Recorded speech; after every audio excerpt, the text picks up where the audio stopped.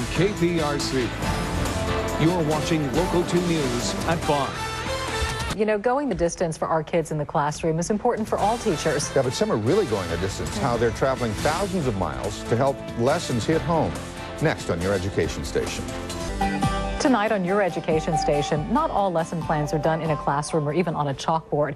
Some are done thousands of miles from that classroom. Now we're going to introduce you now to some local instructors who traveled across the world to bring the lessons of history and civil rights back to their students.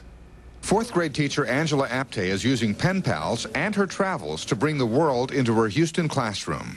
We flew into Cape Town, okay, and we traveled here. Apte and fourth grade teacher David Church traveled to South Africa for 6 weeks through a grant from Fund for Teachers. It's a wonderful opportunity for us teachers to have access to funds and to have access to an organization that see a value in having teachers really gain experience in the world that can be brought back into Houston's classrooms or into classrooms. The social studies teacher's journey is helping them to teach a younger generation about civil rights. I wanted to go to a country that has just come out of a civil rights struggle. Both teachers said they were inspired by how much the South African community they visited valued their freedom, despite living without running water, electricity, and a number of other struggles they face. We were able to go into a fourth grade classroom in Soweto, and in that classroom, the teachers told us that 50% of the children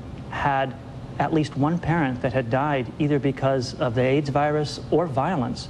Knowing how many of those children were orphans, and knowing that the only meal that they would have that day was the meal they would get at school, but to see what happy children they were, how eager they were, despite everything they had to go home with, has stayed with me and was really memorable.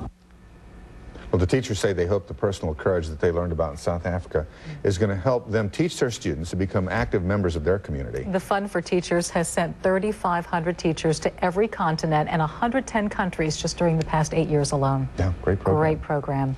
We're going to be right back.